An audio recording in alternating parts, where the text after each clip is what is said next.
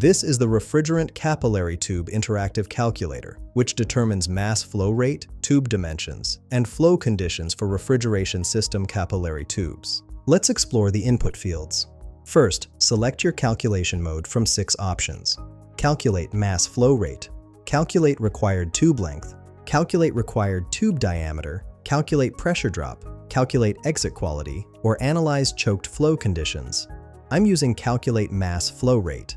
Next, choose your refrigerant type from R134A, R4110A, R22, R600A isobutane, or R290 propane. I've selected R134A. Enter inlet pressure in kilopascals, outlet pressure in kilopascals, tube internal diameter in millimeters, tube length in meters, mass flow rate in kilograms per hour, inlet subcooling in degrees Celsius, and surface roughness in micrometers. For this example, I'll use inlet pressure, 1200 kilopascals, outlet pressure, 350 kilopascals, tube internal diameter, 0.86 millimeters, tube length, 1.85 meters, mass flow rate, 4.5 kilograms per hour, inlet subcooling, 3.5 degrees Celsius, and surface roughness, 1.5 micrometers. The primary result shows 11.955 kilograms per hour.